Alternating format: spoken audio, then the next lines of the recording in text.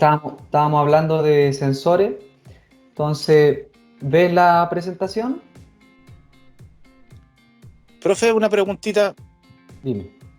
¿Sensor es lo mismo que decir un solenoide o no?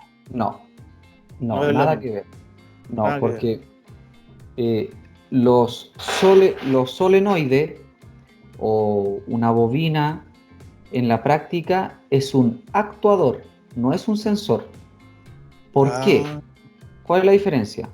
La diferencia entre sensor y actuador es que el sensor transforma una magnitud física o química en una señal eléctrica. mm, En cambio, el actuador actúa, transforma una señal eléctrica en una magnitud física, como por ejemplo un movimiento mecánico. Entonces, mm. un solenoide, por ejemplo, de una bobina de un relé, de una bobina de encendido, de algún actuador, por ejemplo, el solenoide que levanta los seguros de las puertas del cierre centralizado, Mm. toma una señal eléctrica y la transforma en un movimiento. Todo lo contrario hace el sensor. El sensor toma el movimiento y lo transforma en una señal para que lo lea la unidad de control. Súper Entonces, claro. son opuestos. Mm. Dentro de, dentro de los sensores que estábamos viendo, empezamos a ver la semana pasada, nosotros vimos lo que eran los sensores, ¿cierto? Eh, la familia de los sensores y hablamos de los sensores generadores de tensión. Quiere decir que son sensores que producen su propia señal a través de una magnitud física. Hablamos de los sensores inductivos que producen su voltaje por una bobina que tienen envuelta con un imán permanente. Hablamos de los sensores piezoeléctricos, que son estos sensores que tienen adentro un material que por lo general es cuarzo y que al recibir vibraciones genera una tensión que es proporcional a la presión, quiere decir que entre más presión, más voltaje generan. Y hablamos del sensor de oxígeno de circonio, que era este sensor de circonio recubierto con platino y que tenía una entrada de oxígeno de la atmósfera y cuando los gases de escape lo atravesaban, porque iba el sensor, la punta del sensor iba dentro del tubo de escape, generaba una reacción química en él, el cual producía una señal senoidal que era muy bajita, de 0 a 1 volt, y que a nosotros nos servía, o a la unidad de control le servía, para poder verificar la concentración de oxígeno en los gases de escape y poder determinar si la mezcla era rica o era pobre. Mezcla rica, menor cantidad de aire, más cantidad de combustible. Mezcla pobre, mayor cantidad de aire, menor cantidad de combustible. Y así se reconocía. Decíamos que teníamos los sensores que son variadores de tensión. Los sensores variadores de tensión son los sensores que toman como referencia un voltaje y la señal que emiten es una variación del voltaje que lo alimenta. ¿A qué me refiero con este? La mayoría de los sensores que tienen ahí ustedes en la página o en la lámina se alimentan con 5 volts. Quiere decir Mm. que la unidad de control entrega o le da un voltaje de alimentación de 5 volts. Ojo, esto no es regla. No quiere decir que todos los sensores funcionan con 5 volts. Pueden funcionar con 4, con 10, con 12. Eso va a depender la aplicación en lo que esté montado el sensor. Pero los que ustedes ven ahí en la pantalla son sensores aplicados al rubro automotriz, específicamente en motores. Y por lo general son sensores que funcionan con 5 volts de alimentación.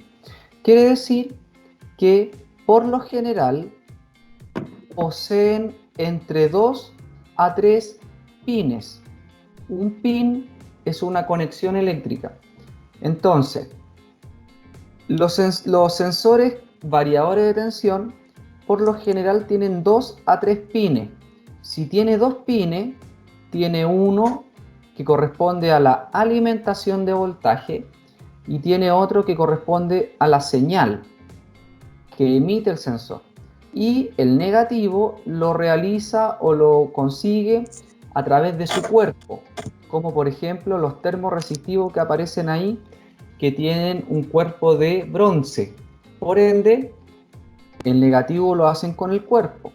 Ahora, los sensores que tienen 3 pines tienen las 3 señales separadas. Quiere decir que un pin es para la alimentación de 5 volts, otro pin es para las señales que emite el sensor y otro pin es la masa o el negativo. A diferencia de los generadores de tensión que pueden tener de 1 a 2 pines, exceptuando la sonda lambda, que como le explicaba, tiene 4 pines porque tiene un calefactor.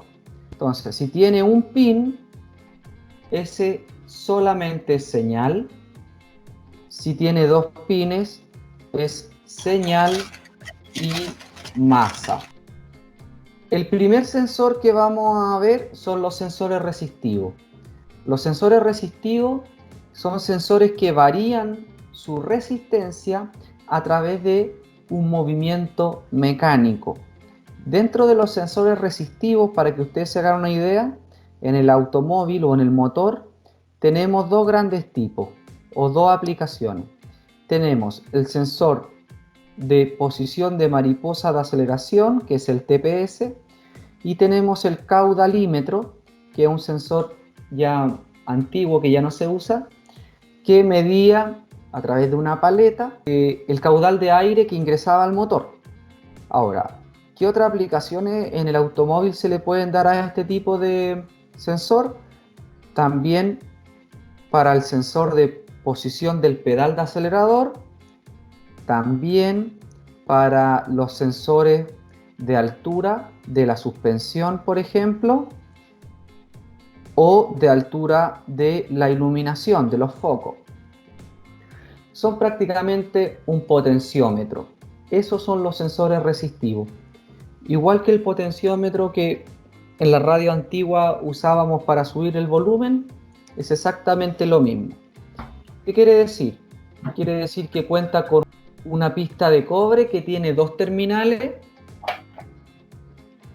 que tiene una resistencia que va variando y tiene un pin que se desliza mecánicamente sobre la pista de cobre.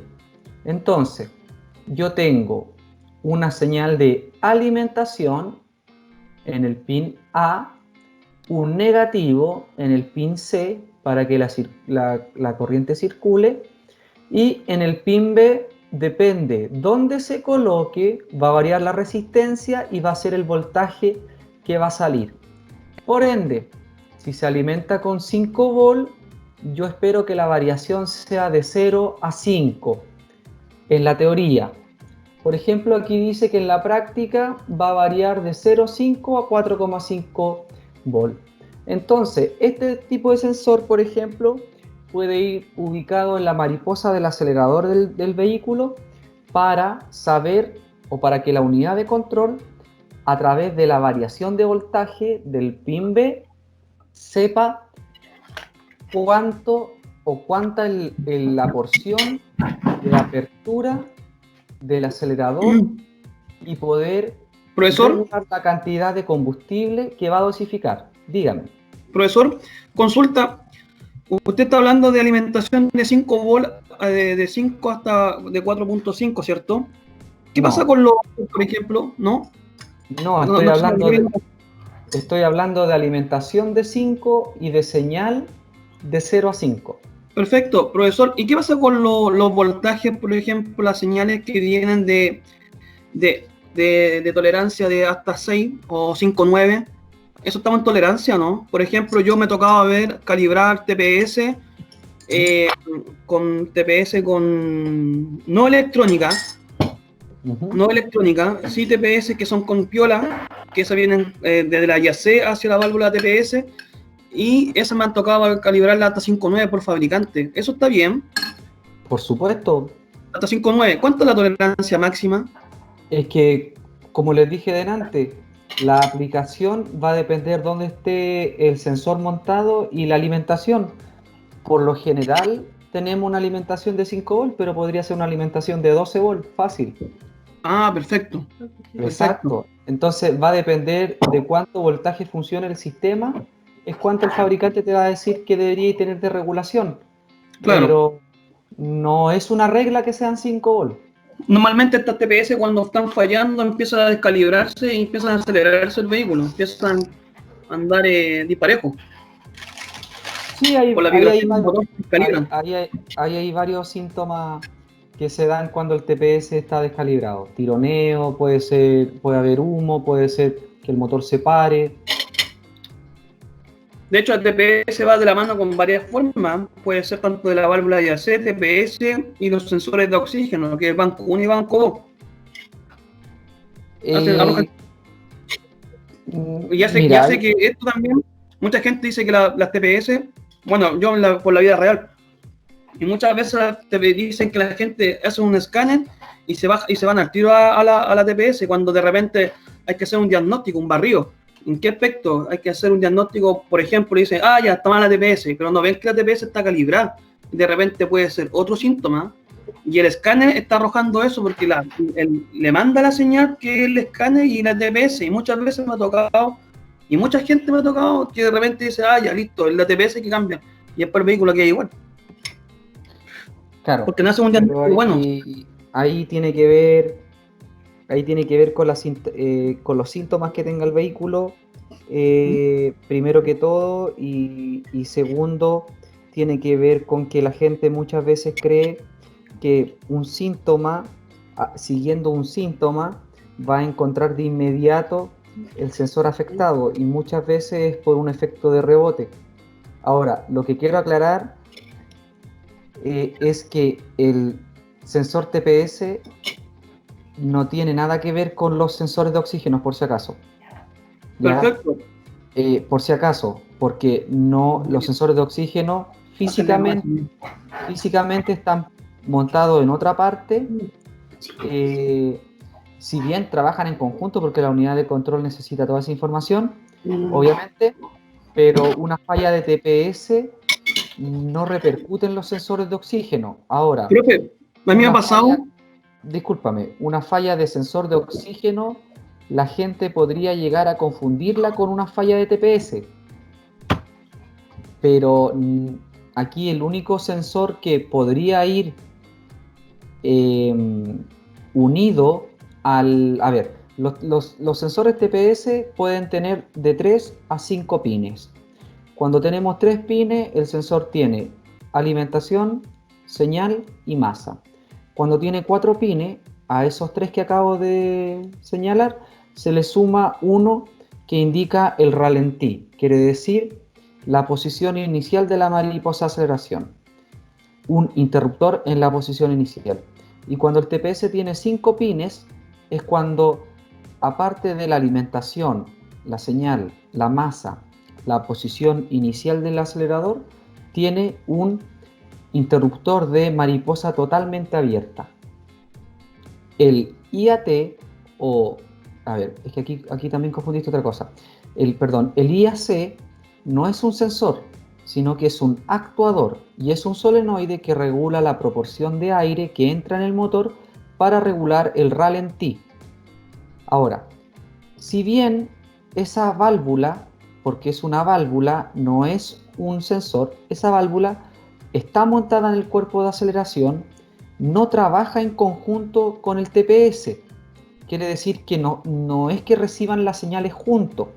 De hecho, la IAC solamente recibe la señal de la unidad de control para que se abra cuando necesita mayor proporción de aire, cuando el ralentí está bajando, y se cierra para que baje el ralentí cuando este tiende a subir. Ahora, que estén los dos montados en el cuerpo de aceleración juntos, no dice que trabajen en conjunto. ¿Se entiende? El IAC, la válvula IAC es un actuador, como un inyector, como una válvula EGR, como una bobina de encendido, como una bocina, como una bolsa de airbag. Eso es un actuador. Lo que estamos analizando en caso del TPS es un sensor, porque toma la posición de la mariposa de aceleración, se la informa directamente al control para saber cuánto es la aceleración que está pidiendo el conductor. Ahora, ¿qué tipo de señal eléctrica emiten los sensores resistivos o los potenciómetros? Es una señal lineal. Quiere decir que si yo lo miro en una gráfica, entre más varíe la resistencia, por ejemplo, entre más baja la resistencia, más sube el voltaje. Al contrario, entre más aumenta la resistencia, más baja el voltaje. Quiere decir que si el potenciómetro no se mueve, se mantiene la resistencia estable, la señal eléctrica también se mantiene estable. Entonces, el tipo de señal que emite un TPS es una señal lineal. Piezoresistivo. Los sensores piezoresistivos son los sensores que miden presión. A diferencia de los piezoeléctricos, que generaban su propia tensión, los sensores piezoresistivos toman una señal de alimentación y dependiendo la presión generan un voltaje. Por lo general, en la aplicación automotriz, el sensor piezoresistivo se ocupa para los MAP, que es el sensor de presión absoluta del múltiple de admisión. Quiere decir que mide la presión, el vacío, y en caso de los vehículos que son sobrealimentados, la presión positiva en el múltiple de admisión. De esta manera, la unidad de control puede regular la cantidad de combustible que va a poner dentro del cilindro, dependiendo el volumen del aire y a cuánta presión está ese aire.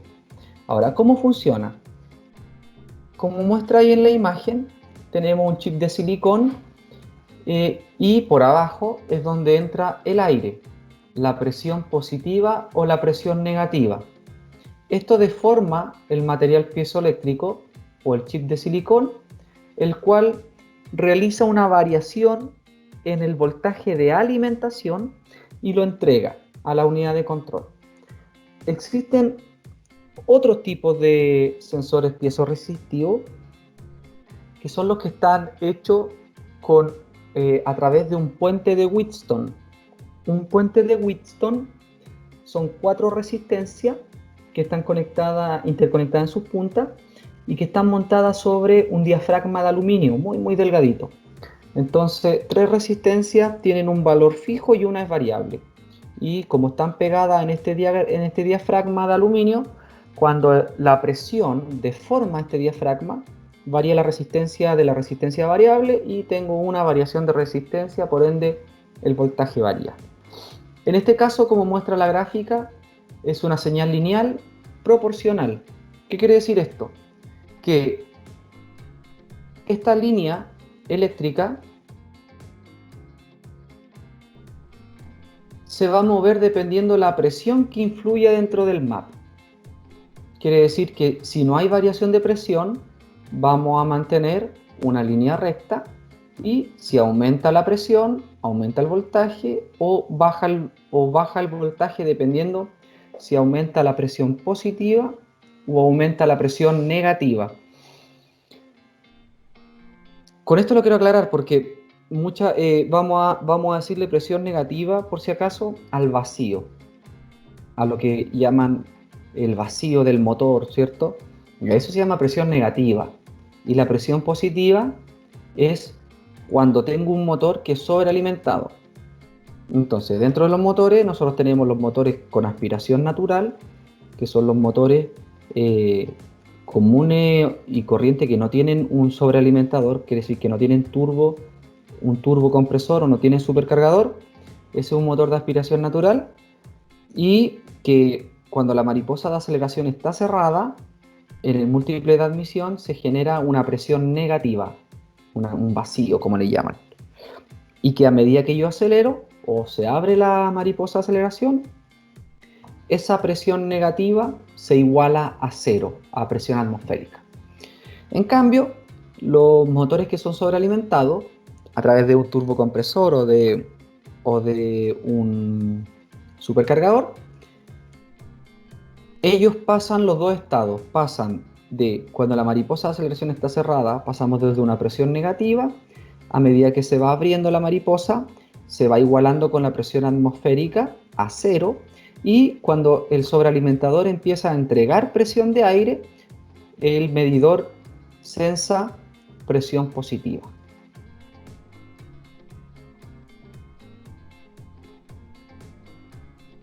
Dejen leer mi pauta. Ya, claro. ¿Qué tipo de señal emite el MAP? Como les decía, es una señal lineal, pero es proporcional a la presión que se ejerza en él.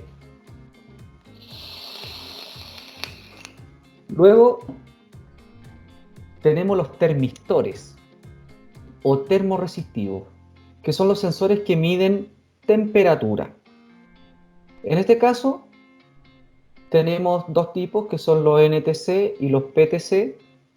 Los sensores NTC son los sensores de coeficiente de temperatura negativos, y los PTC son sensores de coeficiente de temperatura positivo. En esta gráfica me muestra la resistencia versus la temperatura. Entonces, para un PTC o un sensor de coeficiente de temperatura positivo, entre más temperatura, es más grande la resistencia. En cambio, los NTC, que son los de coeficiente negativo, entre más temperatura, menos resistencia. Ojo, aquí hay que tener claro algo.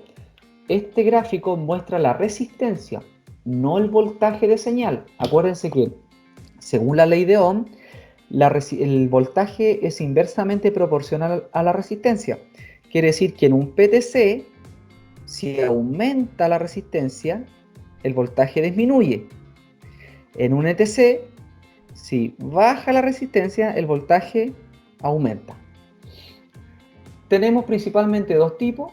En este caso tenemos de aplicación automotriz el famoso ST, que es un termistor ocupado para medir la temperatura del refrigerante del motor, que es de bulbo húmedo, quiere decir que va sumergido en el refrigerante. Y tenemos el sensor IAT, que mide la temperatura del aire de admisión y que es de bulbo seco, quiere decir que no tiene contacto con agua porque tiene contacto con el aire. El ST como el IAT son idénticos. Tienen, como ustedes ven aquí, una alimentación por E2 y luego tienen un retorno, porque adentro tienen una resistencia, con la variación de voltaje. Si tiene 3 pines, si es que llegara a tener 3 pines, uno es la masa, otro es la alimentación y otro es la señal. Pero por lo general poseen solamente 2 pines, porque el negativo lo tiene la unidad de control, el negativo electrónico. El otro sensor, chiquillos, que es muy famoso, que es termistor, o lo conocen como flujómetro. El famoso flujómetro. Existen dos tipos, que son los de hilo caliente y los de película caliente. Película o lámina caliente, ya le llaman de las dos maneras.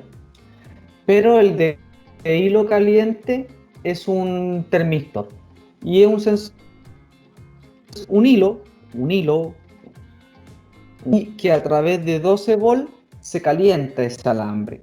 La idea es mantener los 200 grados Celsius del alambre. Entonces, cuando el aire fluye a través del MAF, obviamente que el hilo se enfría, porque el aire lo está golpeando y disipa temperatura. Entonces, como el hilo tiende a enfriarse, la unidad de control aumenta la intensidad de corriente que le entrega al hilo para que éste mantenga la temperatura en 200 grados. Entonces, esa variación de intensidad que existe cuando el hilo se enfría de los 200 grados, esa variación de intensidad, la unidad de control la procesa y dice ya, está entrando tanto flujo de aire. Entonces, si entra menos flujo, obviamente que el hilo se enfría menos, por ende, la cantidad de intensidad que entrega es menos. Ahora, si entra mucho flujo, obviamente el hilo se enfría mucho y tiene que entregar mayor corriente para que vuelva o mantenga los 200 grados. Y en esa variación está la unidad de control viendo cuánto es el flujo de aire, y con el flujo de aire obviamente determina cuánto es la cantidad de combustible que va a poner para tener una mezcla ideal, ¿cierto? Recuerden que tenemos que mantener los gases en 14.7 es a 1 en un gasolina, por ende ahí tiene que ir viendo la proporción aire-combustible.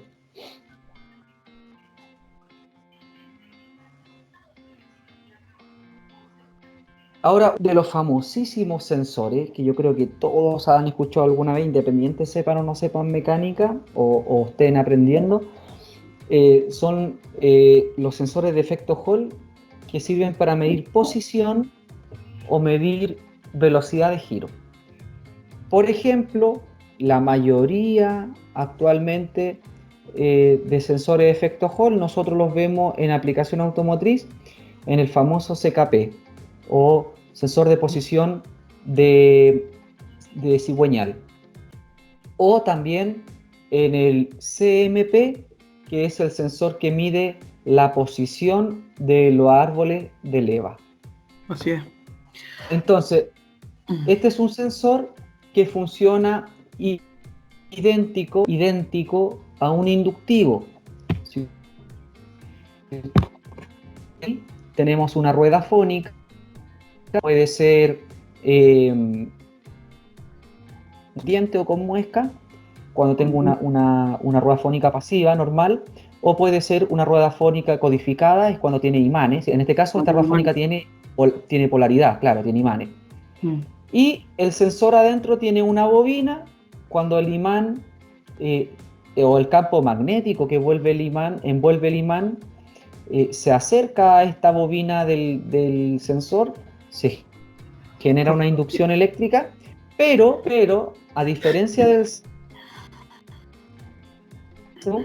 el sensor inductivo de control, y la unidad de control tiene que procesar esa señal senoidal. La diferencia es que los sensores de efecto Hall, dentro del sensor, tienen un conversor análogo-digital. Por ende, ellos, dentro de este imán, genera una corriente o una señal senoidal, ellos mismos procesan esa señal y la transforman en cuadrada. Entonces, los sensores, así como haciendo una síntesis, los sensores de efecto Hall miden posición o velocidad de un eje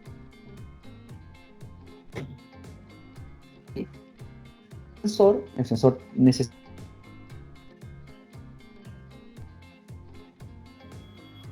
o digital, a diferencia del inductivo, que entrega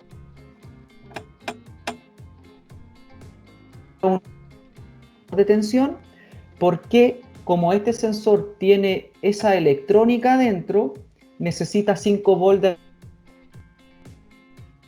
la electrónica que tiene adentro.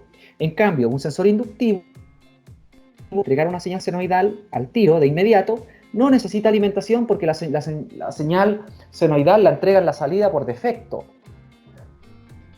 Ahora, ustedes me podrán preguntar qué es lo que está acá arriba. Y lo que está acá arriba es una gráfica, un oscilograma o la pantalla de un osciloscopio, en donde se están graficando dos cosas. La señal de arriba es la señal eléctrica que emite un inyector de combustible. Quiere decir, esta es una señal de inyección. La señal de inyección empieza aquí, tenemos tiempo muerto, aquí se magnetiza la bobina del inyector, quiere decir que esto que está acá abajo chiquitito es el tiempo de inyección, y luego el cierre del inyector, se genera una inducción en la bobina, ¡pup!, y se cierra. se mantiene cerrado el inyector, se abre y se cierra. Y esa inyección obviamente debe coincidir con la posición del cigüeñal. ¿Por qué? Porque la finalidad de la unidad de control es saber cuándo poner el combustible cuando sea la carrera correspondiente. ¿Ya? O sea, sabemos que en un motor de 4 tiempos tenemos admisión, compresión, trabajo y escape. Entonces tenemos que saber en qué posición está el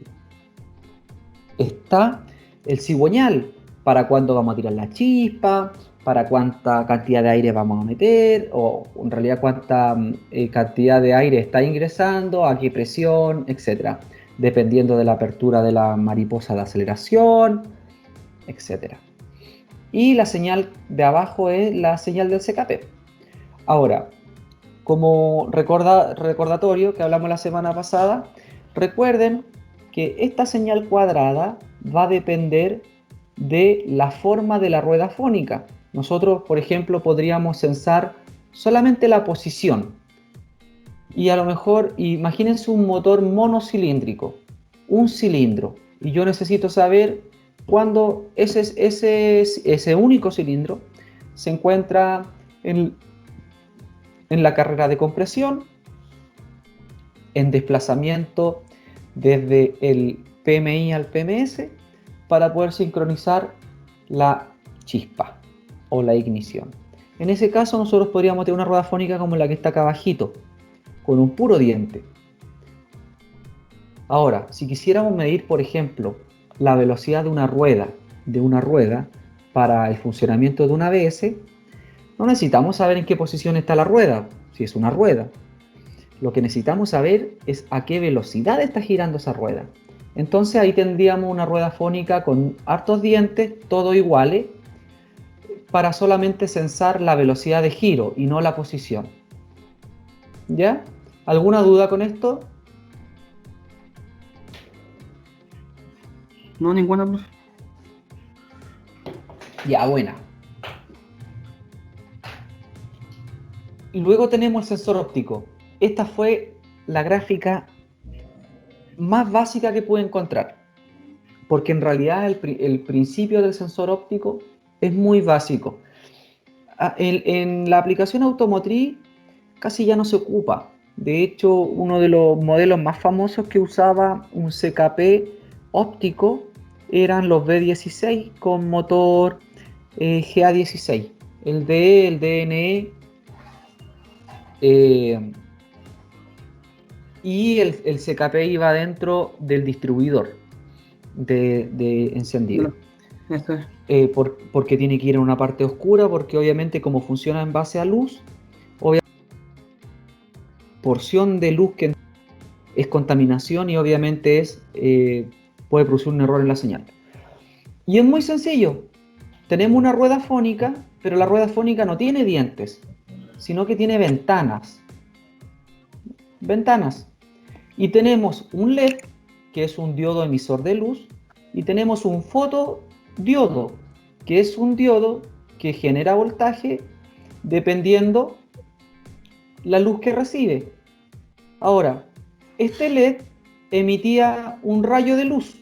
Entonces, cuando la luz atravesaba una ventana, el receptor recibía esa luz y generaba un voltaje alto. Quiere decir, la parte, esta es una señal cuadrada también, la parte de arriba de una señal cuadrada. Ahora, cuando la rueda seguía girando y el rayo o el haz de luz era tapado porque estaba entre dos ventanas, el receptor no recibía luz y se producía la parte baja de la señal. Entonces, recibía luz, se iba para arriba, no recibía luz, se iba para abajo. Y así sencillamente.